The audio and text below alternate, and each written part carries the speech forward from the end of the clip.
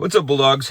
All right, today let's talk about worrying, which is just anxiety. And anxiety is just living in the future, which is just fear, right? So I'll probably do a series on this, a few different videos on this, because I got a question about worrying, and it's not exactly an easy thing to answer. It's like, how do you stop worrying about worrying, right? Because at that stage, if you're worrying about worrying, you're worrying about worrying, right?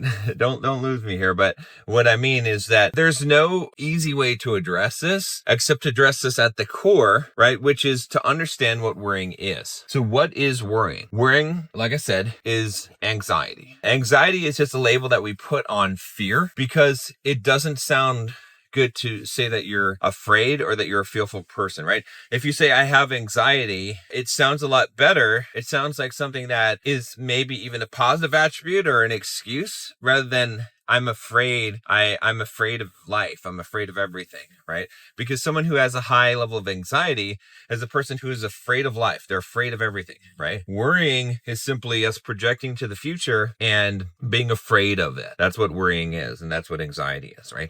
And so if you don't understand that, then you're not going to have any chance of combating that. So what are the ways to combat this? Well, how can you get rid of this fear, this anxiety of the future? Well, first of all, you have to understand the nature of fear and love, right? The relationship between fear and love. And so fear is at the opposite end of the spectrum of love. At the extreme end, the opposite of love, it's not hate, it's fear. So that's what, every action that we do, every motive that we have, everything that we participate in life is either fear-based or it's love-based, but it cannot be both. Right? We cannot have love and fear at the same time. The fear isn't overriding. It's a selfish emotion, right? So the more that we have fear, right? And again, this is not to criticize you. Obviously, we all have fear, right? So if you're taking this personally, that means that you're moving in the direction of fear, right? Let's move in the direction of love, right? So you can understand this concept, right? So if you have fear, right, then you are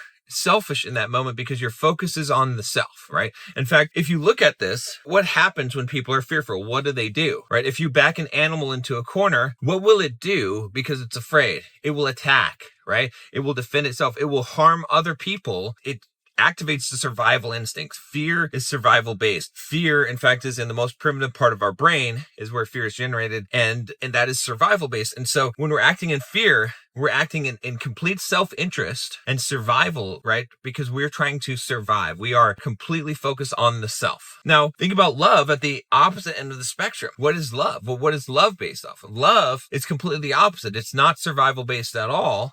It is other based, right? You cannot, love has to have a expression of that love. It has to have a target of that love. And so in order to love, it's a selfless act, right? It is getting out of the self and focusing on the outside, the other, right? It's a giving act, okay? And so I think this is important to understand because it helps you to recontextualize fear and worry to understand that when you're doing this, you're actually being selfish. The reason why I'm saying this, you have to understand, is that the foundation of this is to understand that when you're worrying and you think that it is a harmless act or that it is not selfish, then what you're doing is you're perpetuating it. But if you understand that fear is the opposite of love and that your fear, your worry harms other people because you are like an animal backed into a corner and you are going to defend the self, it brings out the ego more than anything else because it threatens the ego. When you realize that, it will help you to let go of the right, the need, the feeling that this worry is a valuable thing or something that you need to hold on to because now you can see it as a destructive thing. There's no good in it. It does no good. It only does harm. It harms you. It harms the people around you. Knowing this, you might say, well, I still can't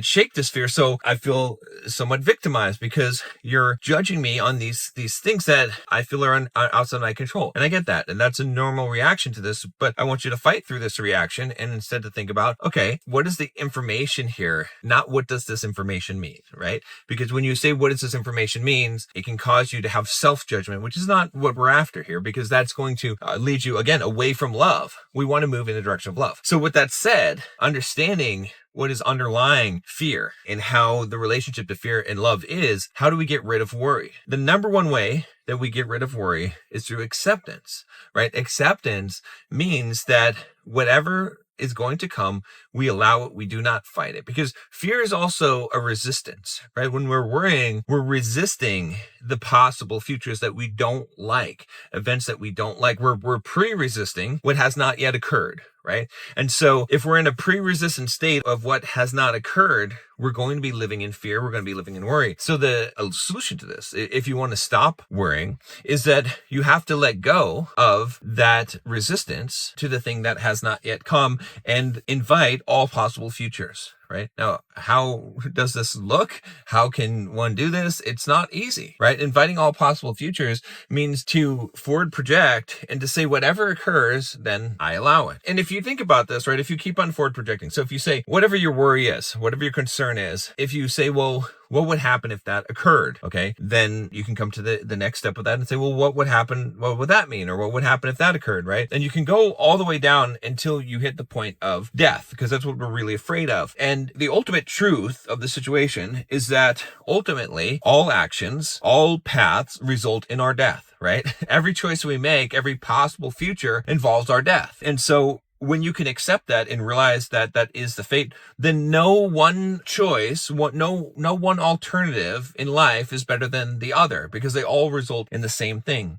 right? And so understanding that is kind of connected to this idea that you think that these external events happening in a way that you would want them to will lead to happiness. But how can happiness be on the path to death? It doesn't make any sense, because it's not related to events. Instead, what's actually happening is it's the internal that creates happiness. And so if you understand that, then you understand that all paths are equal, and it doesn't matter which path you take, because happiness is a choice that you can choose on any path, since all paths are leading to the same destination, right? So we're getting a little bit far into the weeds on this, but to pull it back and be a little bit more pragmatic, and I'll talk more about this in some more videos, because I think it's a very important topic to talk about. It is worrying and fear, and we're all susceptible to this.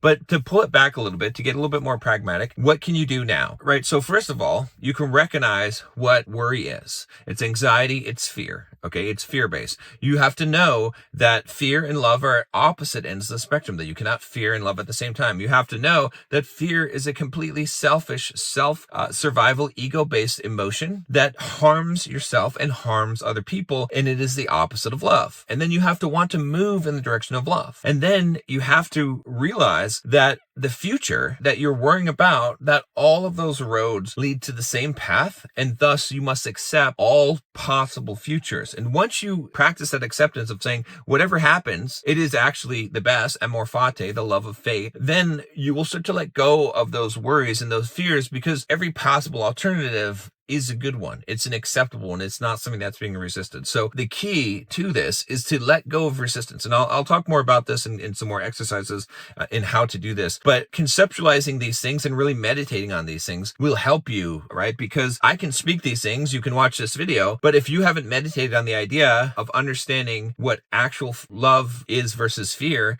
and understanding that you can either be fear-based in your actions or love-based in your actions, but not both, and understanding that your core identity that you want to associate with is probably one of love, of being a loving person, and that your fear and worry is preventing you from doing that and is actually making you a harmful person, then that they can help you to start to process these things and to move in that direction. But the one caution I would give you with all of this is to do this in a non-judgmental way, not judging other people, not judging yourself, not judging even me in speaking this to you, because none of those things will help you on this path. Again, when you go down that path, now you're going into condemnation. Now you're going into guilt and shame, which is also in the spectrum of fear, right? So we want to just understand these concepts, realize your own limitations, where you are. We're all susceptible to these things, but it's the knowledge of this, it's the understanding of these things that moves us forward, right? And the only way we can truly understand and accept is if we have a non-judgmental attitude, because judgment filters and says that,